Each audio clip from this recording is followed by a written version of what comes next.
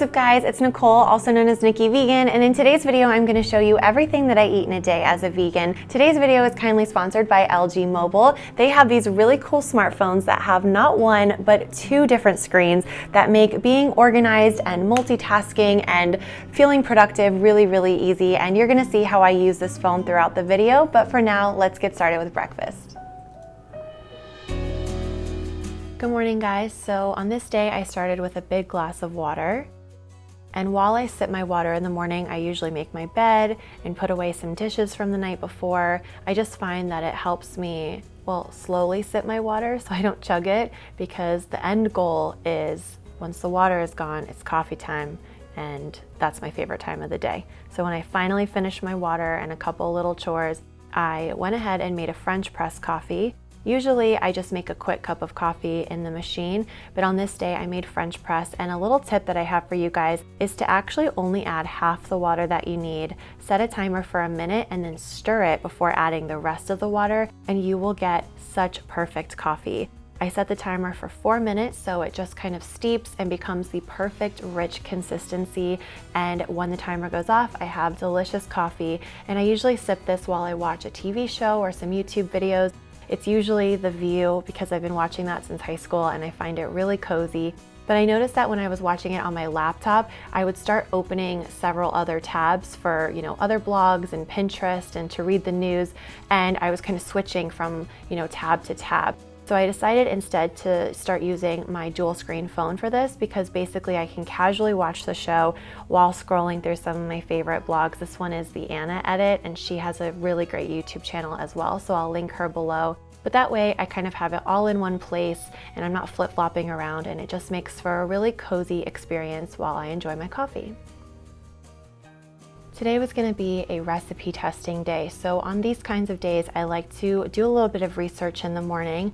I'll usually have one screen playing some recipe videos like from the Food Network or Bon Appetit, and then on the other screen I'll go ahead and open a notes app and I make a grocery list and I take notes that I gather from several different chefs and different recipes that I like, to kind of get an idea of what the classic non-vegan version would be, so that I have kind of a game plan of how I'm going to veganize it.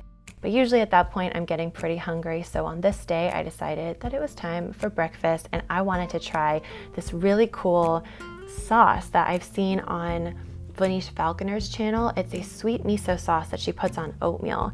And when I first saw her do it, I was pretty confused because I thought that miso was like a stir-fry, savory type of thing. But she actually makes this great sauce with miso, a bit of tahini, a little bit of maple syrup, and some almond milk, and it turns into this really delicious, almost butterscotch or salted caramel sauce. It's not too sweet, but it's kind of balanced with a bit of saltiness, and it's really, really good on oatmeal or drizzled over pancakes. You can also use this sauce to dip apple slices in as a snack, and it's just a really fall-y, delicious kind of treat that I really enjoyed. So I made that, and I just quickly microwaved some oatmeal with some cinnamon. I sprinkled ground flax seeds on top for omegas and additional fiber, and then I added a bunch of chopped Fuji apple because I think the combination of cold, crunchy apple on the warm oatmeal is just so delicious, especially this time of year. This really only takes like 5 minutes to make, and it just tastes like fall in a bowl. It's super hearty and so good.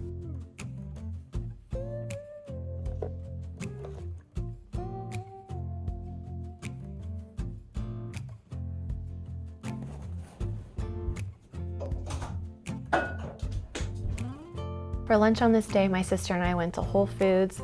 I got a sandwich and some salad on the side. They have an amazing salad bar, and I think it's really fun to kind of mix and match. I always do a dollop of hummus and some red wine vinegar as the dressing. And by the time I made my salad, my sandwich was done. I also did a little grocery shopping. I had my notes app that I wrote on earlier in the day, had that ready to go. So it was like a super quick run in, run out type of grocery shopping situation so we could get to lunch. And here I had intended to just tell you what I was eating, but there was so much traffic and noise in the background that I thought I would spare you. Basically, I got the smoky TLTA, which is tempeh bacon, avocado, lettuce, and it has pickled red onions as well, which makes this so good. And I had that with my salad, and it was the perfect, very filling and delicious lunch.